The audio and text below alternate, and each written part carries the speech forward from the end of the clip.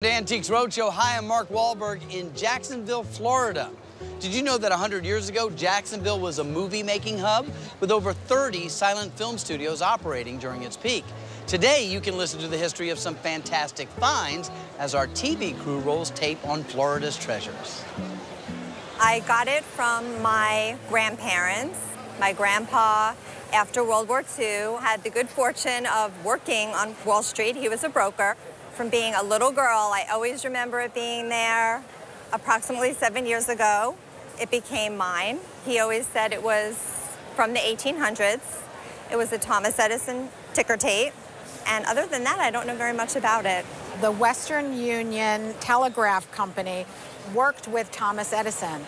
And this was really Edison's very first commercial success in making a machine. One of Edison's first jobs was as a telegraph operator. These are probably the most common example of what you think of when you think of Wall Street. This is the second model that was produced by Edison. Okay. And this one was produced between about 1900 to 1920.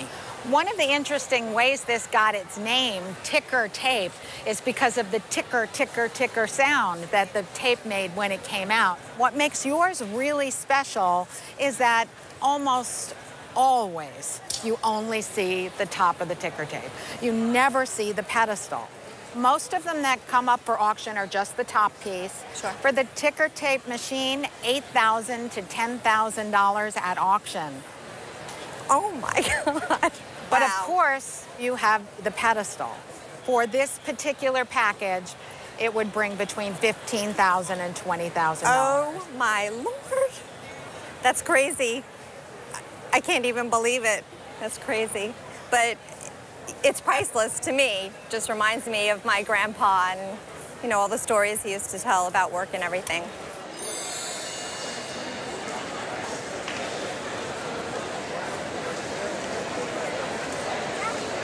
This lamp belonged to my father-in-law, who was a builder.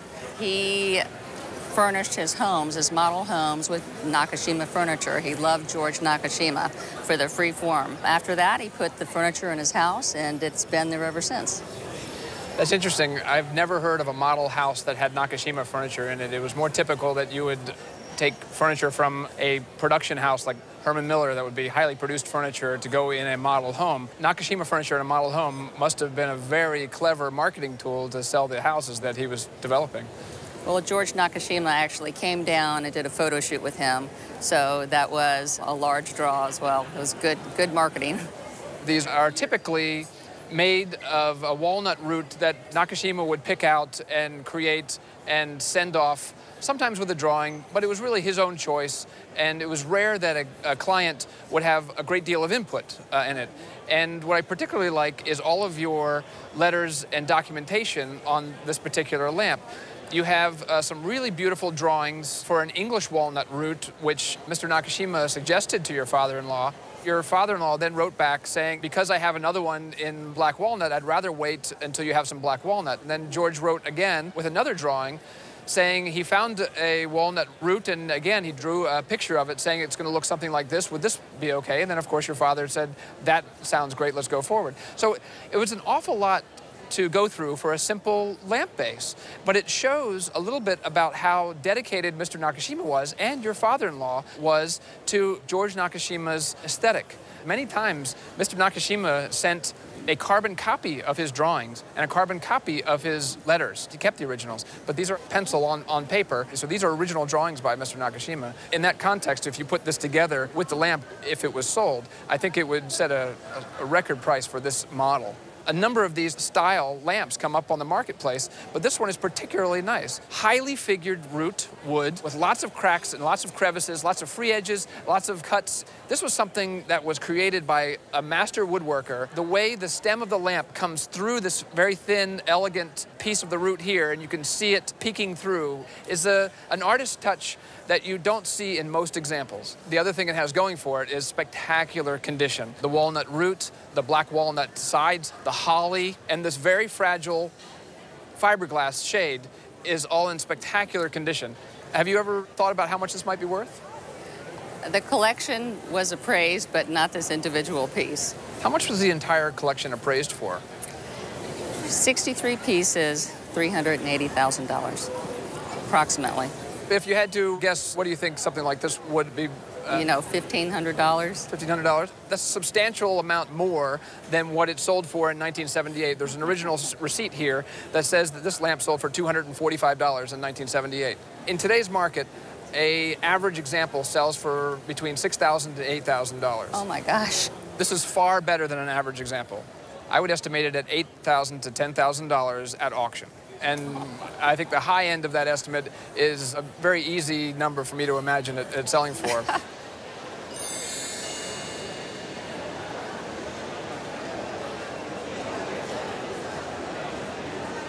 I picked them up at a rummage sale. I was just drawn to the color and the profiles on them. I thought they were really interesting. I thought that they might be like Grecian or Roman, but I really wasn't sure. I knew that they were some kind of pottery piece. When I flipped them over, I saw artist name Raymond Porter. Okay. And I did a little bit of research on the web and found out that he taught at the Massachusetts School of Art. He was also a sculptor. He had some reliefs that were in some government buildings and some statues of military figures, and that's about the end of where I got with it. But when you looked at this, did you have a particular factory in mind when you looked at this color? I didn't at the time. Okay. I noticed on the back that it mentioned the Van Briggle Pottery Company, and I'd heard of them before, but I didn't know very much about them. When I researched a little, the colors seemed consistent with some of the Van Briggle pieces. On the back here, we have the writing that you were speaking of. Right. And the writing is here, Raymond Porter, Massachusetts School of Art, Boston, made at the Van Briggle, Colorado Springs, July of 1938. Right. So we have written in pencil by someone that is from the Van Briggle. So we only have what you can believe that's written on the back of it. But that's why you come to Roadshow. On the internet, you can't necessarily get a sense of the color. We have seen these things over and over and over again. And you think it's Van Briggle, and it says Van Briggle on the back, but is it really Van Briggle? Right.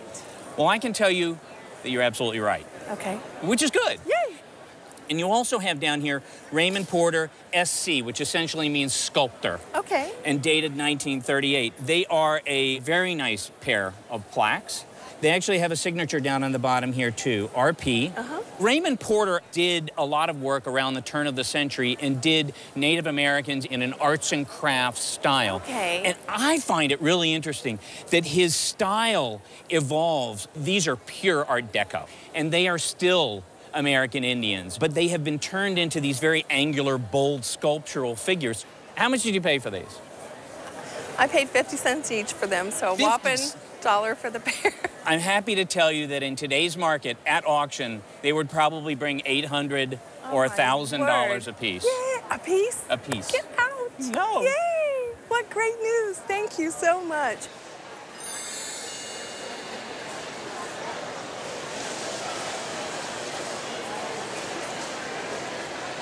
Well, this has been in my wife's family for a number of years. A distant relative of my father-in-law basically conveyed the painting to him. She had inherited it from her father, who was a prominent political figure in Philadelphia around the Civil War era.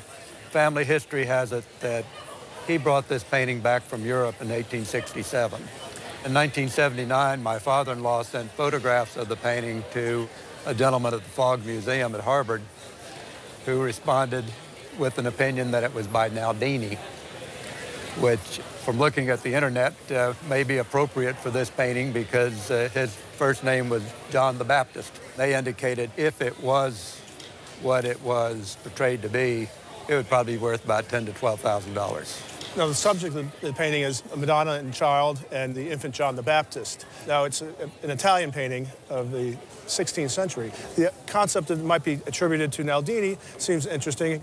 He also did a chapel devoted to the works of life of John the Baptist. So his name is Giovanni Battista Naldini. He's 1537 to 1591 in Florence. One of the things about old masters is they aren't signed often, so there's always a discussion of who they're by. This particular piece doesn't have many labels or exhibition history or provenance, so you have to rely upon is somebody's letter, the leading authority in the field. That can make a great deal of difference in the value. Naldini certainly is a possibility. The faces and the period and all look like it.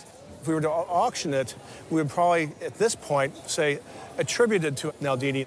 In that case, we'd say about $20,000 to $30,000 as an estimate. Right. Now, if we can get a good letter and the right expert to pass judgment on this, we would probably put it in as fully ascribed to Naldini with an estimate of $100,000 to $150,000. Wow. Oh, that's wonderful.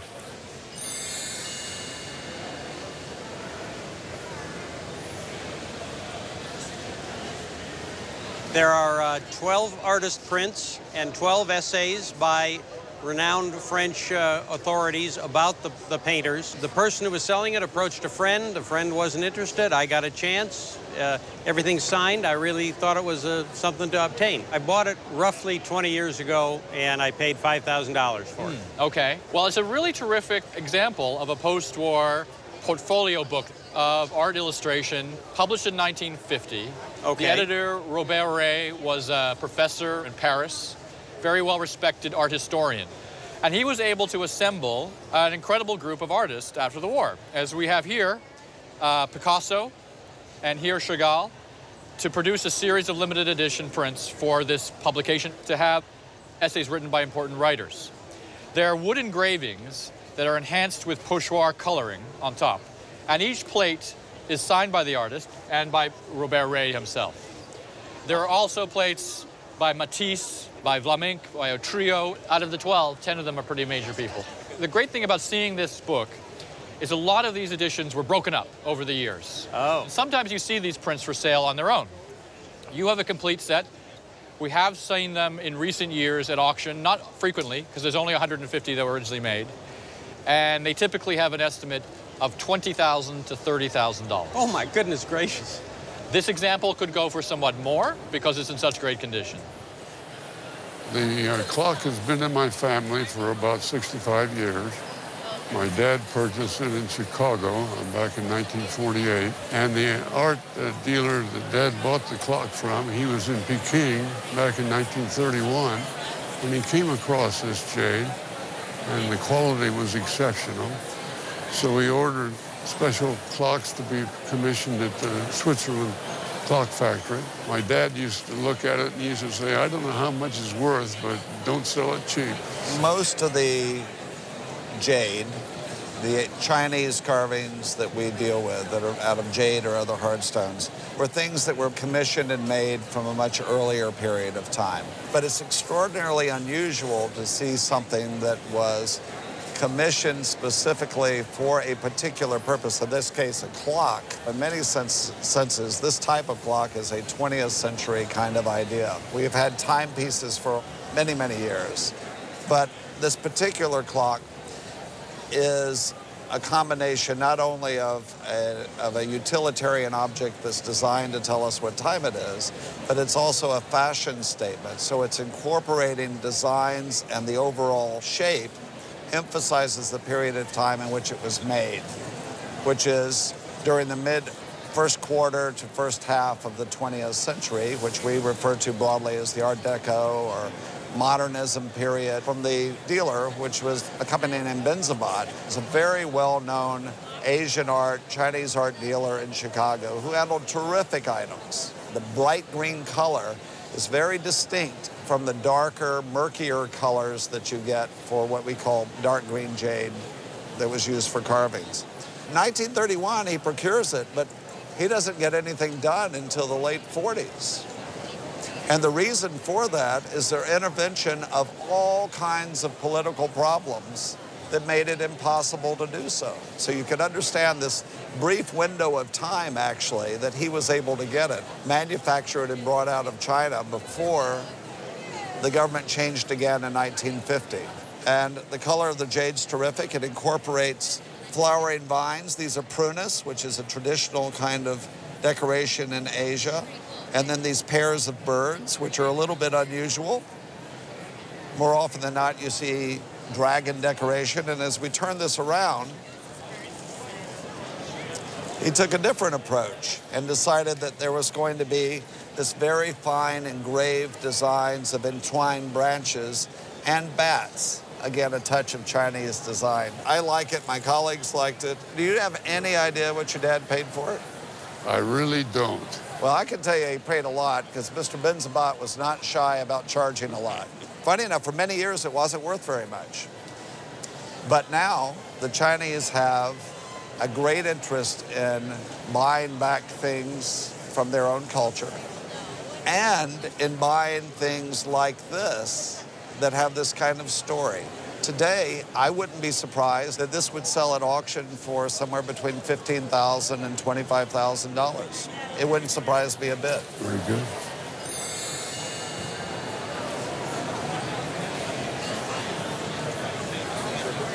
I found it at a little antique mall in Jacksonville. And what did you pay for it? I don't remember exactly, but in the back of my mind, maybe $200. I had been in the store, and the man who had the booth was bringing it into the store, and I was leaving, and I saw it, and I said, oh, I have to have that.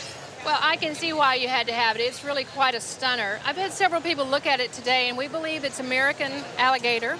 This is the back of the alligator, and over here we have the sides of the alligator, and then the stomach. It appears to be American made. We've looked inside. We have a nice little removable tray, but there are no labels anywhere, so we don't have any kind of manufacturer. It's probably made sometime between 1850 and 1890, so it's really quite an wonderful piece. If you had it at auction on a good day, it would probably go between $1,500 and $2,500. That's amazing. This guitar and case were given to me by my father. He was a professional musician, and he played Fender equipment. He was also a Fender dealer. He sold Fender equipment out of his home. So consequently, I remember growing up in the 50s and early 60s, we had a lot of Fender equipment laying about the house. And I remember this particular package laying around the house. You just put them aside, rarely played it, and it just seemed to collect dust, frankly. It's a 1957 model, I understand. Well, this is one of America's iconic guitars, the Fender Telecaster. Fender came out with the Telecaster in, I think, 1951. And this is a 57, which we discovered from the serial number. It has the ash body with what they call the blonde finish. Maple neck, maple fingerboard, and 2 pickups. And it is the cleanest Fender Telecaster of this period I have ever seen, ever.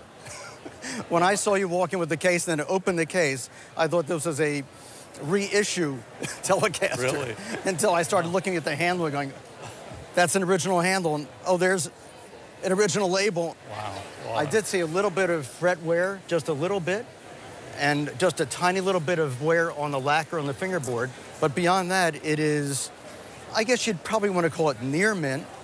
Hardly anything's mint. And the case is best case I've ever seen. All the leather is intact.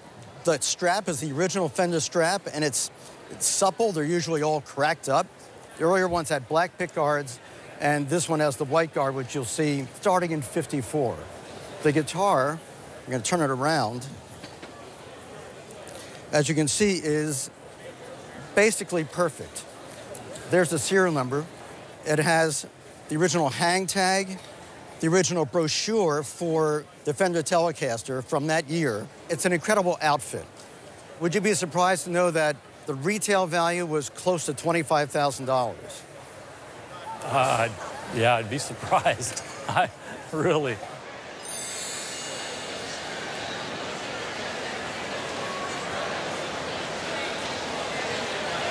This gargoyle has been in my family for really about as long as I can remember. My parents always had it hanging in the corner in the living room, and as a kid I used to think it was really frightening, and I used to decorate it with balloons and things. The family history is that it came from my great uncle in Pennsylvania. He was an attorney, and apparently he got this in lieu of payment from a client, and that's really all I know about it. This is most likely Italian.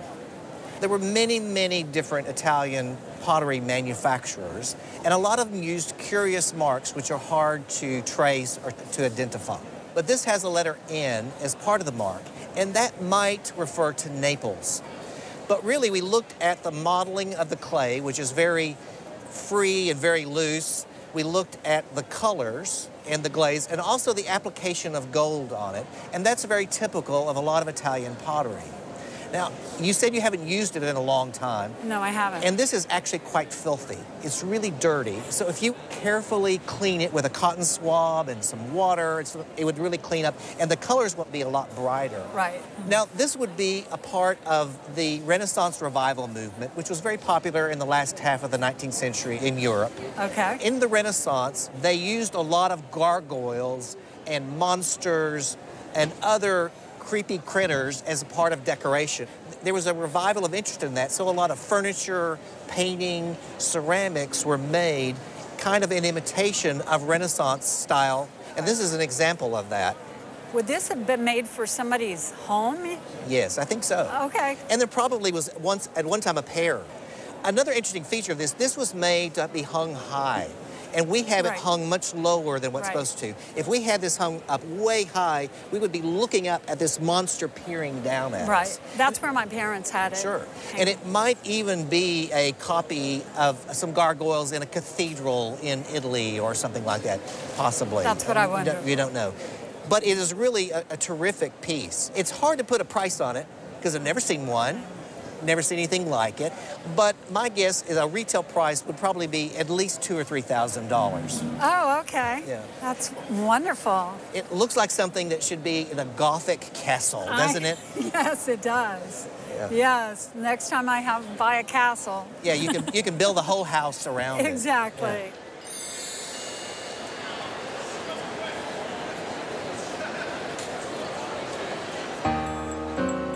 Florida has attracted sun-seeking tourists since the late 1800s. But about a century ago, Jacksonville lured motion picture producers, making it the winter film capital of the world.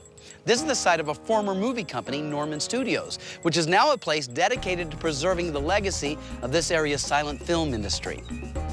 Richard Norman began his film career around 1912. He was born here in Northeast Florida. About 1919, he was living in Chicago. Had a very vibrant African-American arts and film community, and so he saw a market in race films. And that was when he decided to hire all-black casts, and he created then his first race film in 1919 called The Green-Eyed Monster.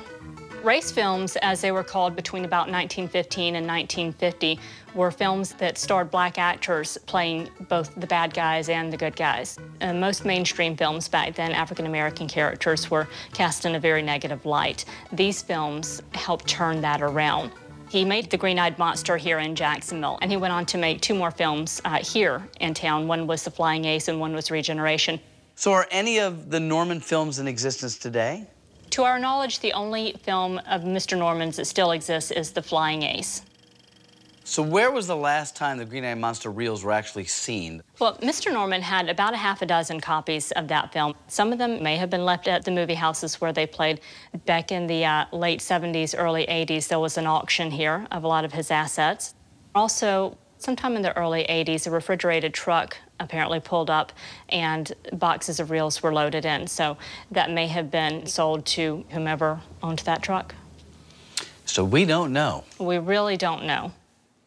Silent films and old films in general have suffered a sad fate. When the era of talkies came in the late 20s, it made a lot of these films and their film stars, unfortunately, and some film companies obsolete. So what happened to the films? Well, a lot of them got stored in warehouses and forgotten.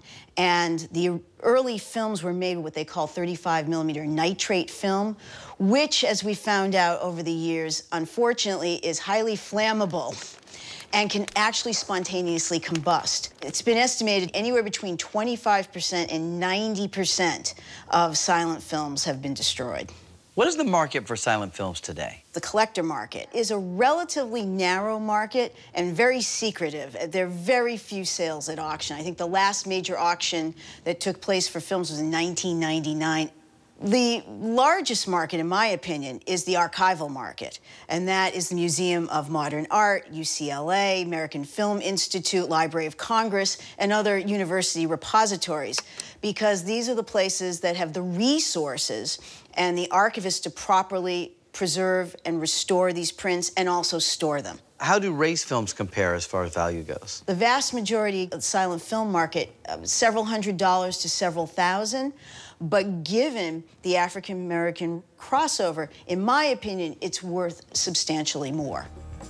What should people do if they think they have information or actually have their hands on reels of the Green-Eyed Monster? You can find our contact information on our website, normanstudios.org, and we can go to work on getting it to a place where it'll be, preserved and shared with the public. This is a silver cup that belonged to Major General Nathaniel Greene during the Revolutionary War.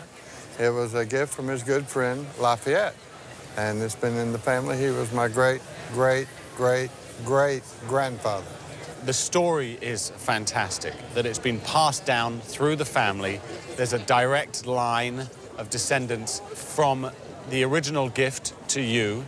We know that it was a gift to Nathaniel Greene for a number of reasons, the beginning of which is his monogram right here on the front, the NG, and then also it says N. Greene on the bottom as well, which is a really wonderful touch. We know it's American silver. You have very generously loaned it to the Telfair Museum in Savannah, Georgia, and they have put it in their catalog on Silver in the South, and it's illustrated in that book. One of the things that we feel may be slightly inaccurate is it's dated as 1790. We believe it dates from around about 1780. The reason I say 1780 is that according to records, Lafayette left in the early part of the 1780s, and he did not return until 1824. And so a date of circa 1780 is appropriate. We do not know who made the cup. According to the book it's illustrated in, it's one of a set of 6. It says that. And this is the only one we know in existence today. That's correct. If this cup were to come in as just an American silver cup, no provenance, just a great find with no maker, it would be worth about $800. Because of the importance of these two men, and because we have a direct line of descendants from the gift all the way to now, we are 100% sure of that, I would put an insurance value of $25,000 on the cup. You're kidding. Really? I know, kid. I'm shocked. I am shocked. Cool.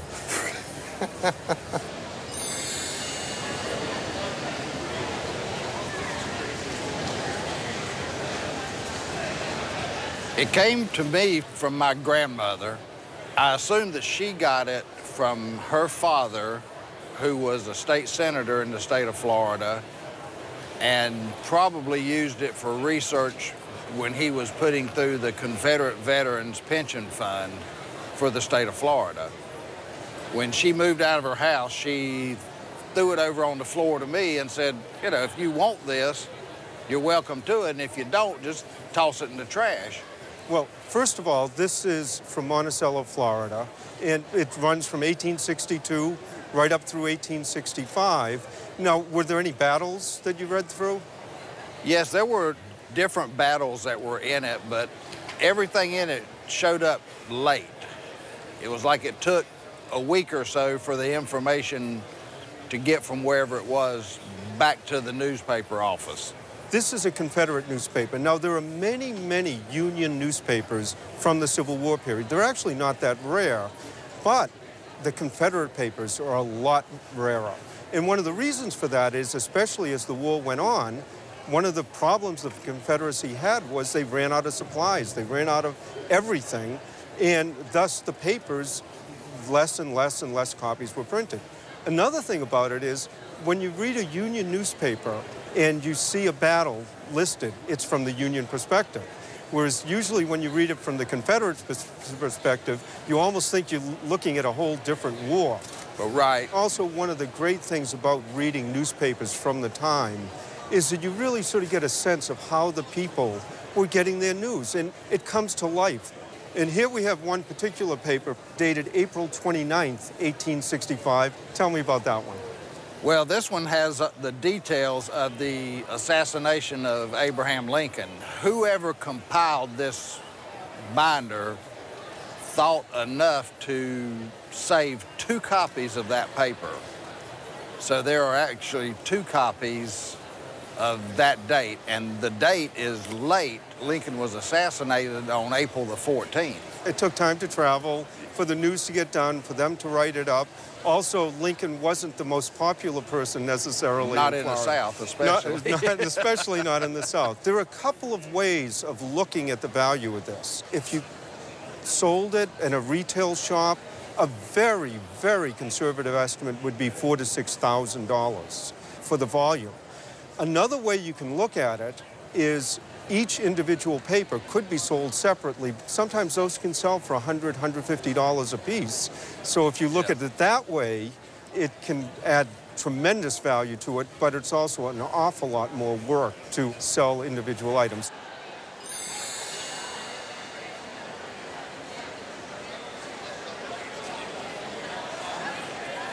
I purchased this Alpine horn in Lucerne, Switzerland in 1962.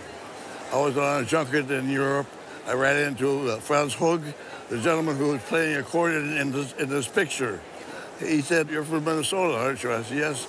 He said, "I have a horn I'd like to send back to the States because I use it for a show in Milwaukee." So we negotiated, and he came up with a figure. I said, "Ooh, doo, doo." Okay, if you don't tell my wife, I'll go ahead. So I purchased it. It was in Swiss francs, and it was about $175. Wow, okay. This is an actual prop, a horn, that was used in the 1938 movie Swiss Miss, starring Laurel and Hardy. And if you look in the picture, you can see the person that you were talking to has the photograph signed and inscribed. In terms of the horn, this is a musical instrument that was provided to the movie set by the gentleman you purchased it from. As far as the age, it's hard to determine. My guess is it's probably from the 20s to 30s range is when he might have had it made. Even a little older. Maybe even a little older. The most important obstacle in establishing price on this has already been tackled, and that's the provenance. We're looking at a photograph of the piece on the movie set. So right away, we have the provenance established. Good. The next thing I want to tackle is how important is it? And what you're looking at is a piece that was used in a movie starring two of the most famous comedic entertainers in history, probably, Stan Laurel and Oliver Hardy. This is something that Oliver Hardy was holding and used in the picture. And they were mousetrap salesmen, and they were unsuccessful, so they went to Switzerland figuring with all the cheese in Switzerland, their business is going to flourish. And in typical Laurel and Hardy fashion, it didn't work out. Props from this time period, props from Laurel and Hardy movies are very sought after, very desirable. People really look for these. If I had this in an auction, I would estimate it somewhere between $3,000 and $5,000. And I think that it should sell for every bit of that. It's just an important prop, and it's amazing that it survived all these years, thanks to you. Thank you.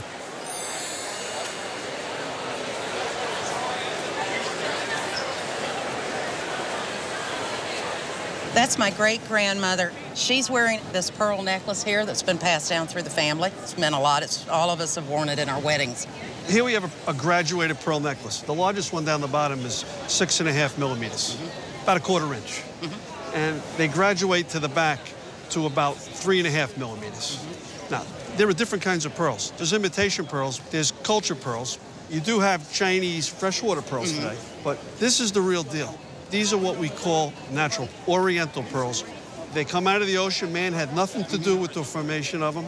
The skin, the nacre, grows like skin on an onion. They're very rare. The environment's changing. These pearls don't come out of the water like they used to, and the price of them has really escalated. And then an added bonus, on the back, you have an old mine diamond clasp. It's hard to tell exactly when it was made, but looking at the clasp, I would say around 1875. It weighs about 3/4 of a carat, and it's set for the period in sterling silver with a red gold underneath it. This market is so hot. Today at auction, $5,000 to $7,000. Whoa. My great-great-grandfather was Captain J.B. Reed, and these items came down through the family from the great state of Maine, which is where I'm from originally. Well, it is a great state. And this is a family ship, and it's the A.G. Jewett of Belfast, Maine, with Captain J.B. Reed, who was your ancestor, in the Bay of Marseille, which is, of course, France, October 1866. Tell me a little bit about the ship. Actually, that was his maiden voyage. They built the ship outside of Belfast, Maine, a little town called Addison. It was what they consider a brig. Yes. It was a commerce ship, and that was his first load he took to Marseille, France, and someone did this painting. I'm not quite sure, is it a watercolor? Yes, it's a watercolor on paper. And there were port painters in every port that the American ships went to. And so they would have these port artists paint these so that they could bring them home. They really didn't want a painting that was done by a Maine artist. I mean, that would be sort of tacky. And there were two members of the Roux family who did a lot of these. And there was also an artist by the name of Pellegrin who also did these port paintings in watercolor in Marseille at that period. I did a little bit of research, and it turned out that Mr. Jewett was a very successful lumberman and lawyer in Maine. He had actually been an ambassador under President Polk in 1843 to 1845 to Peru. It is my guess that maybe the model was made by the builder or the man who was hoping to build the ship and to solicit somebody to buy it, because I really doubt if your ancestor owned it. Usually the owner of a ship and the captain were different people. Quite possibly Mr. Jewett owned the ship. Do you know how long it was in service? We had some records that showed it was built in 1866, and quite a colorful newspaper article about how it went down to Cape Hatteras in February of 1884 in a very bad storm. And of course, Captain Reed went down with him. Do you know where the vessel was bound for? Cuba. Right, and what was it carrying? Sugar machinery and coal, of course. Right, and the sugar machinery was very heavy. Yep. And he probably should not have carried it. When it hit a storm, the ship started to rock and the machinery let go and rocked to one side, and that was the end of the vessel. Jewett. Yes, but it's a wonderful painting. I think at auction they would bring between $10,000 and $12,000 for the two of them. You're kidding? No, I'm being very serious. Wow. Yes, most of the value is in the painting, but the model is so beautifully done and definitely done by somebody who knew what the vessel was all about and how to build it. Well, they definitely will stay together and go down to the next generation.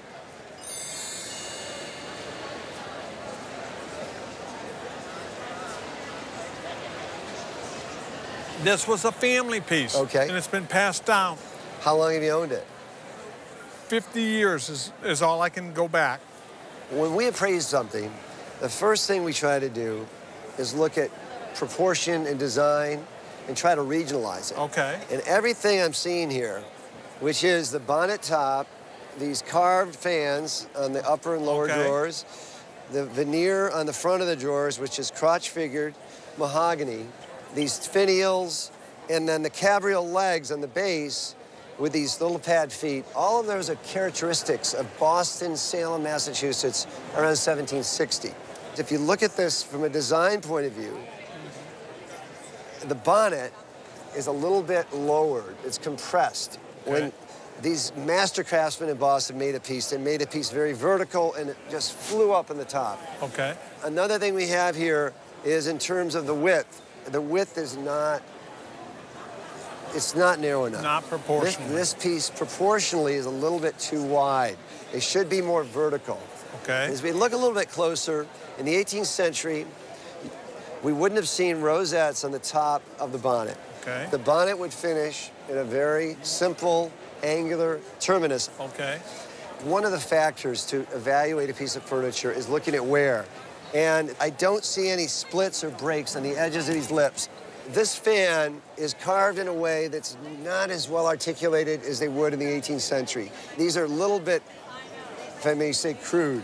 Okay. The other problem we have is on the base, we wouldn't have seen carved acanthus leaf during the Queen Anne period. They just left it plain. Okay. Now, if we open up the drawers, we're going to look at the construction. And someone, I think, is staying these drawers in order to make it look old. Exactly. So this piece was probably made to deceive. Probably made in the 1920s. Okay. If you look at the nails here, that's a round head nail. Yes. And you should see a rose head nail. Rose. So these are some of the details that are important to help authenticate American furniture. Okay. So, being a 1920s highboy, it's probably in the area of $1,500 to $2,500. Okay. And that's an auction price. Now, had this been original, yes, and one sold privately once, in the range of $600,000 with all the extras. Yeah.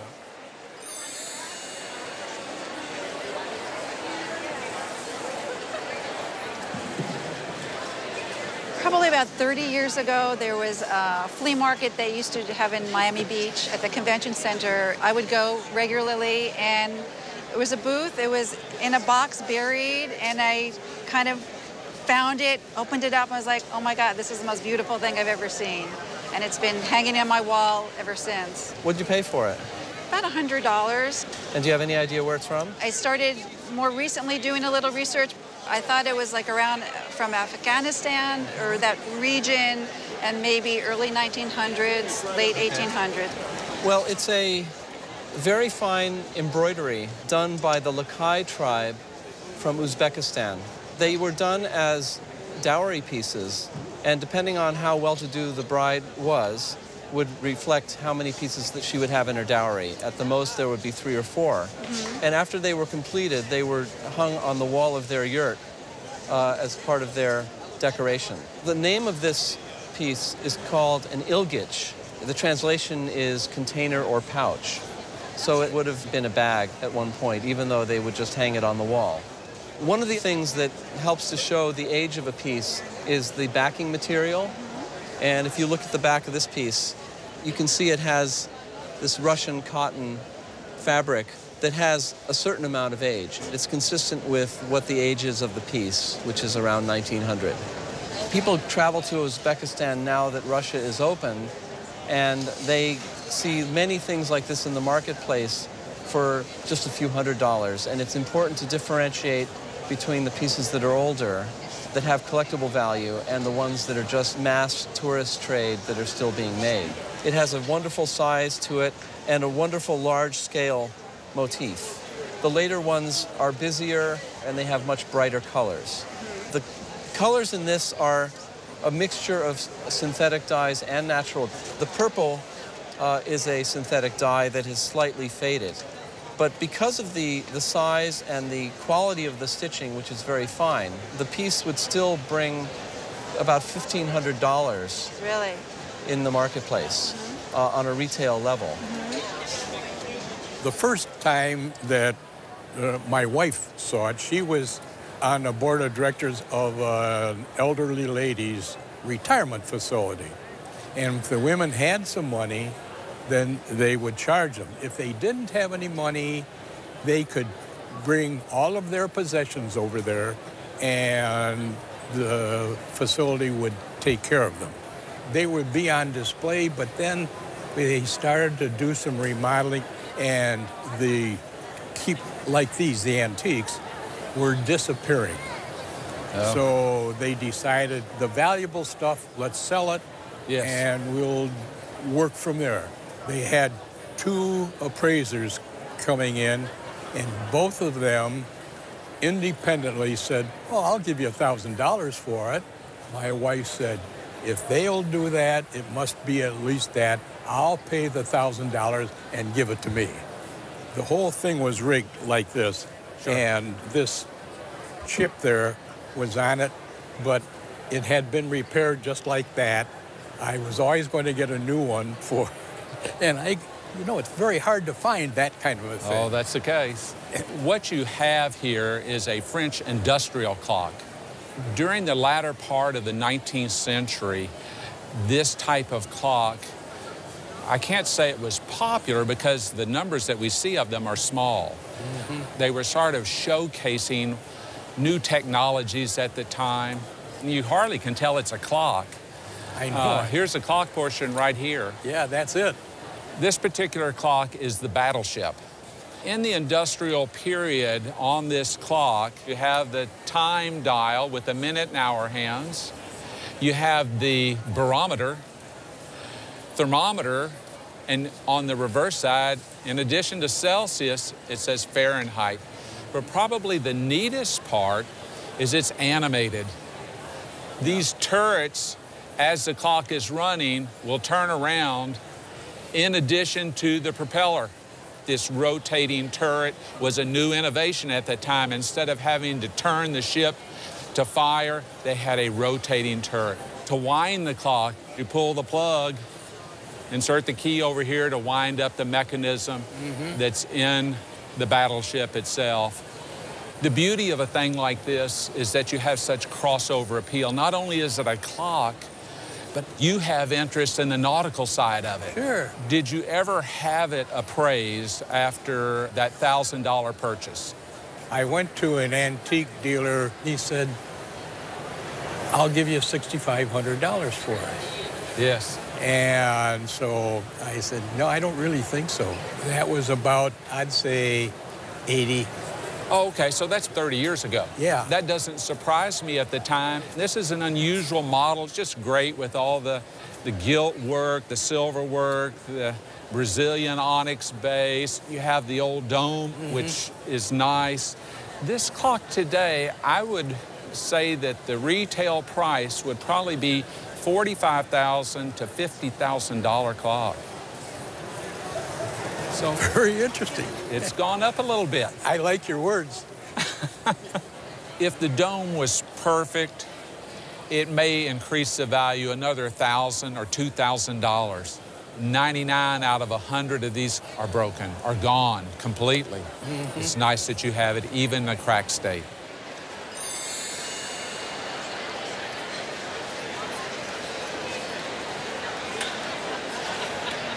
You've brought in a very interesting painting today, and it's by Mr. Benton. Thomas Benton. Thomas Hart Benton. Your family had a nice association with the artist. Basically, when the two families were newlyweds, my father and mother and Thomas and his wife, they lived in an apartment complex together in Kansas City, Missouri. They got to know one another quite well. They lived across the aisle. We associated with them, I think, until Mr. Benton died. I know that we visited them occasionally in Martha's Vineyard over the summer back in the early 50s. We didn't really see each other that much after the 50s.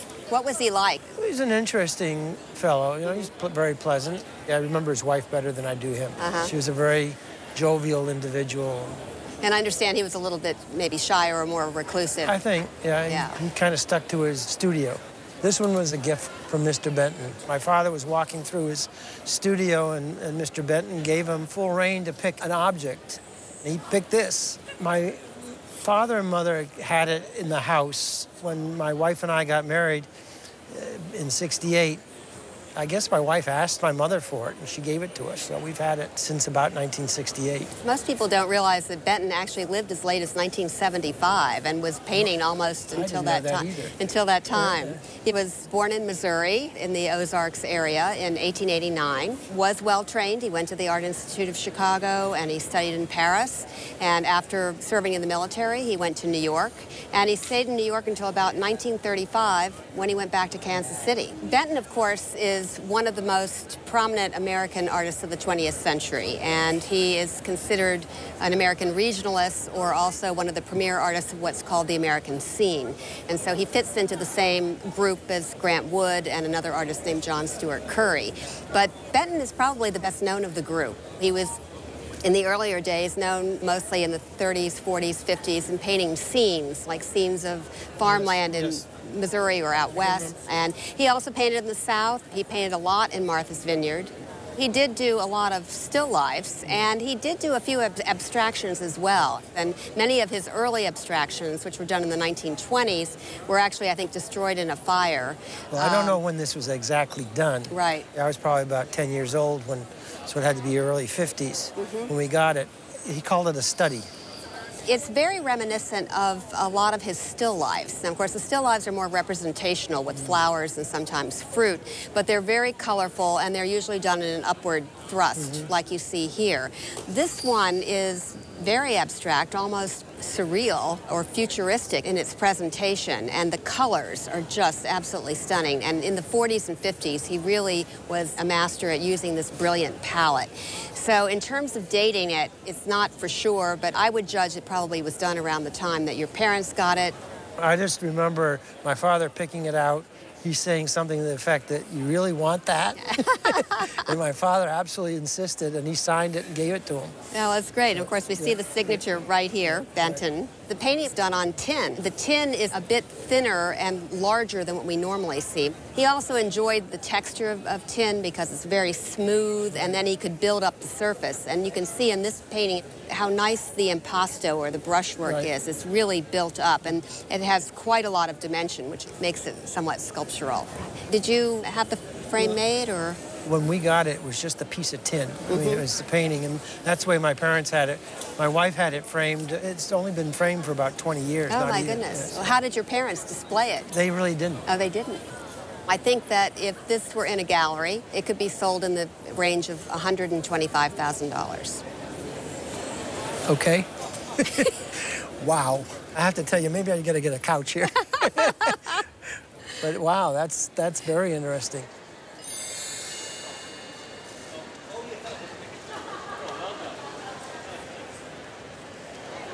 You're watching Antiques Roadshow from Jacksonville, Florida. Check out Roadshow online at pbs.org/antiques. There you'll find tips, appraisal updates, and web-exclusive videos. Don't go away. The feedback booth is coming up right after this. Now, the people who make Antiques Roadshow possible. There's a story behind the things you own. That's why we take care in protecting them. You can leave worry behind when Liberty stands with you. Liberty Mutual Insurance is a proud sponsor of Antiques Roadshow. From building your family tree to learning your full ethnicity and revealing ancestors you never knew you had, Ancestry helps you connect to your unique story. We all come from such different backgrounds that you never know. Consumer Cellular understands that not everyone needs an unlimited wireless plan. Our U.S.-based customer service reps can help you choose a plan based on how much you use your phone. Nothing more, nothing less. To learn more, go to consumercellular.tv. And by contributions to your PBS station from viewers like you. Thank you. And now, it's time for the Roadshow feedback booth. So I told them not to buy it. But my $1 bowl ended up being over 200 years old and over 150 bucks. Not bad. I found out that everything I own is plastic. My scrimshaw is plastic. My Cinnabar is plastic. But that's okay, you know, so I don't have to take care of it as much. I brought this carpet bag. Well, I thought it was an original from the Reconstruction after the Civil War, and basically throw it in the dumpster on the way out. This is my valuable item here. This is a shoe stand, but I guess I might have to shine some shoes to get home. But thanks, Antiques Roadshow. And guess who we got to see? Oh, Lee, one of the twins. And I brought this instrument that turns out to be a mandolin banjo, and it plays like a mandolin, but it sounds like a banjo, and the appraiser said it has a sound that can best be described as irritating, which is probably about right. This is my Japanese wakizashi katana, made in the Mino province in Japan, circa 1660. And it's worth about $1,500, but I'll never sell it because I'm ready for the zombie apocalypse. I'm Mark Wahlberg. Thanks for watching. We'll see you next time on Antiques Roadshow. Oh, isn't she pretty? What do you know about it?